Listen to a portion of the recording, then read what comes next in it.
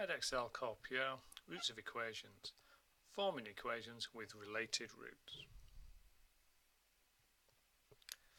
We've already seen that we can express the sum of the roots of a quadratic equation as alpha plus beta is minus b over a, and the product of those roots, alpha beta, as c over a. So here we have the equation 3x squared plus 2x minus 6 equals 0, and the roots are alpha and beta.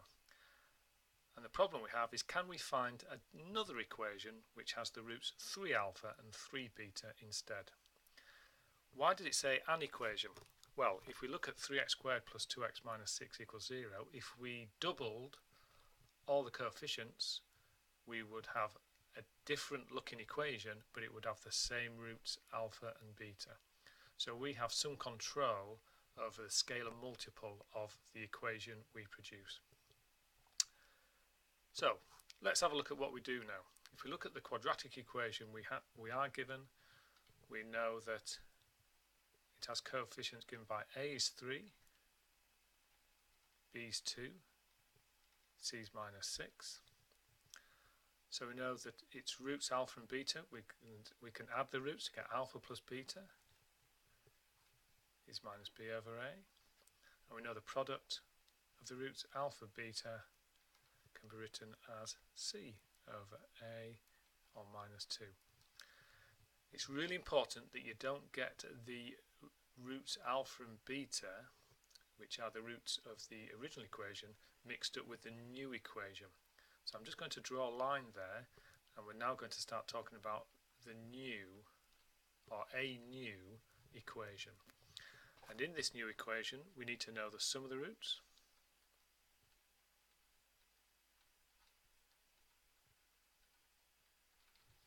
so the roots are called 3 alpha and 3 beta, so the sum of the roots is 3 alpha plus 3 beta,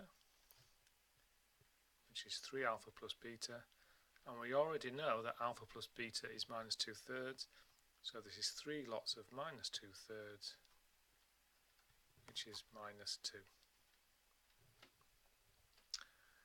If we look at the product of the new roots,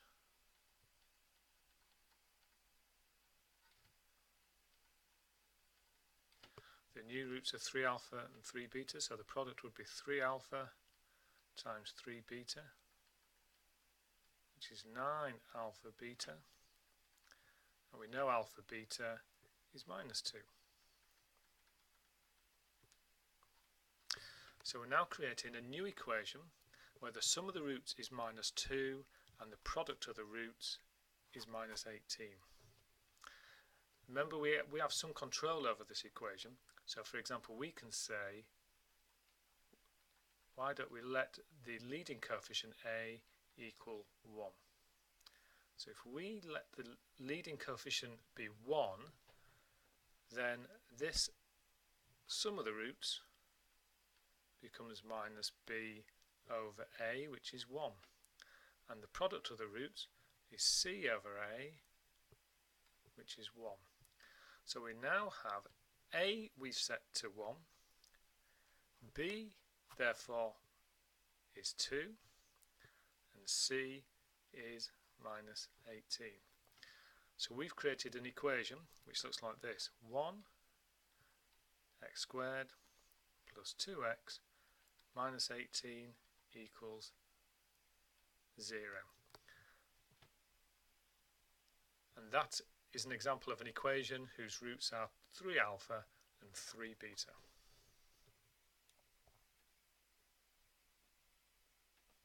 Okay, and we can see in this presentation here how we're separating what we know about the original roots, keep it separate from what we know about the new roots for the new equation we're trying to create. If we look at the graph of the two equations, the original equation and the equation we created, we can see a relationship between the roots. There's been some horizontal stretching and a vertical stretch, but if we focus on the horizontal stretch, we can see there's been a horizontal stretch by a factor of times 3 in the direction of the x-axis, and the roots are 3 times further away from the origin along the x-axis.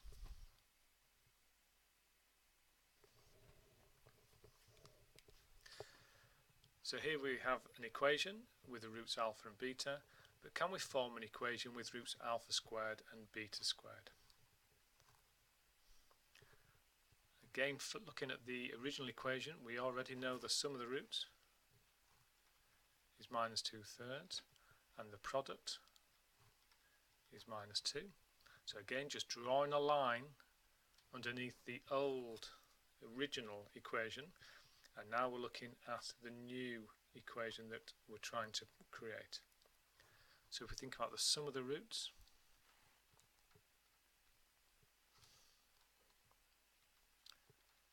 the sum of the new roots, so the new roots are called alpha squared and beta squared. So the sum of the new roots is going to be alpha squared plus beta squared. And a neat way of looking at alpha squared plus beta squared, and you'll see this crop up in several questions, is to think of it as alpha plus beta all squared minus 2 alpha beta. It's exactly the same piece of algebra. Alpha plus beta we know is minus 2/3, and alpha beta we know is minus 2. So simplifying this, we get alpha squared plus beta squared is 40/9.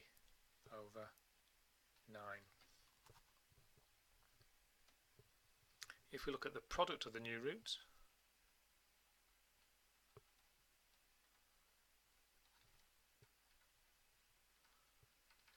so the new roots are alpha squared and beta squared, so the product would be alpha squared times beta squared, which is the same as alpha beta all squared, and we know alpha beta is minus 2, so minus 2 all squared is 4.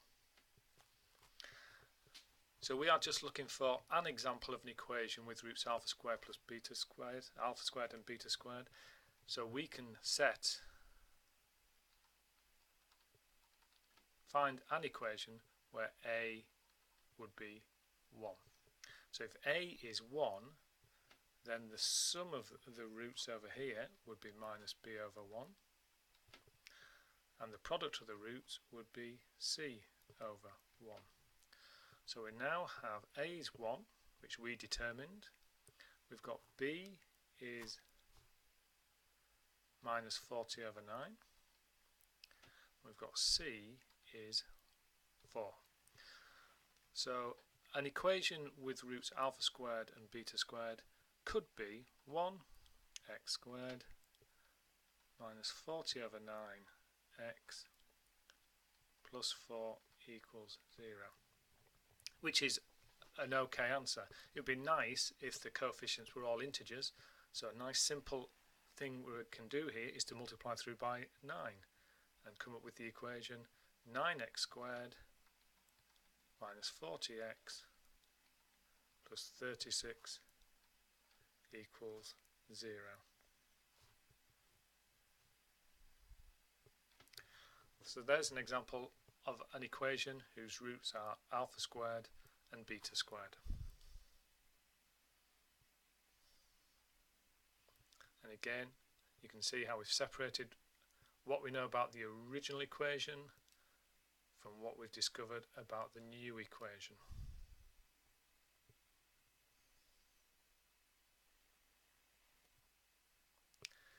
If we look at the roots of cubics, so if we look at this cubic equation with roots alpha and beta and gamma, we know the sum of the roots is minus b over a, the sum of the pairs is c over a, and the product is minus d over a. So here we have a cubic equation with roots alpha, beta and gamma, and we want to create an equation with roots 2 alpha, 2 beta and 2 gamma. So starting with the original equation, we know that a is 2, b is minus 5, c is minus 1 and d is 6. So we know that the sum of the roots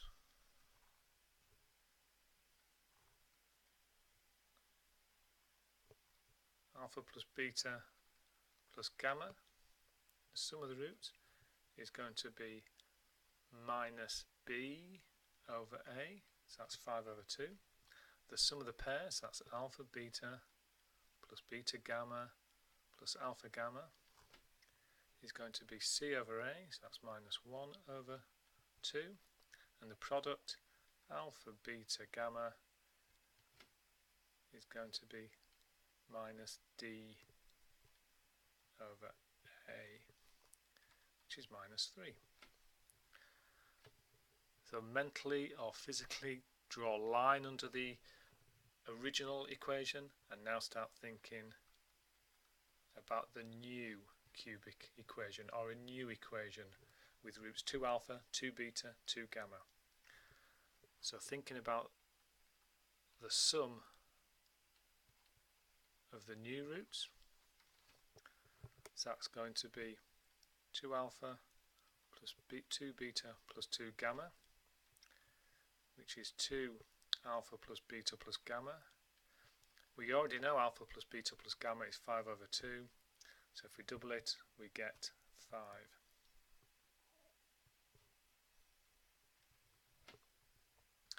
And if we think about the sum of the new pairs,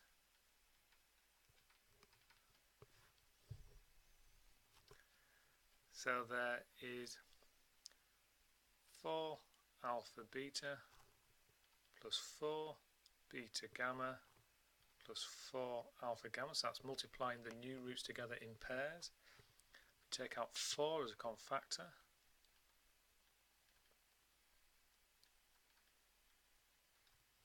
and we know that the sum, we know that alpha beta plus beta gamma plus alpha gamma is already minus a half, so we times that by 4, we get minus 2. And finally, the product of the new roots,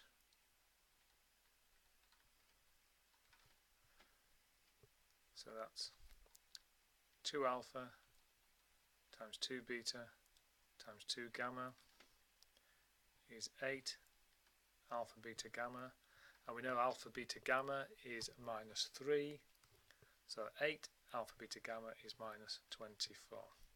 And again, we have some control over the equation we produce, so we can decide to let the leading coefficient be 1. So if a is 1, then the sum of the roots can be written as minus b over 1. The sum of the pairs can be written as c over 1, and the product can be written as minus d over 1. So we've decided that a is 1, b becomes minus 5, c becomes minus 2, and d becomes 24. So an example of an equation with roots 2 alpha, 2 beta, 2 gamma could be 1 x cubed minus 5 x squared minus 2 x plus 24 equals 0.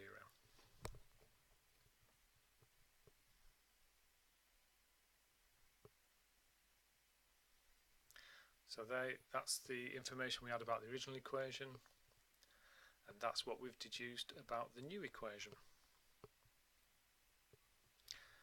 And if we look at the graphs of the original and the new equation, again there's been some vertical stretching going on, but the interesting thing there to note is that there's been a horizontal stretch by times 2, and if you look at the roots of the original equation, which are on the x-axis for the green curve, they have all been stretched by times 2 to create the 3 roots of the new red curve.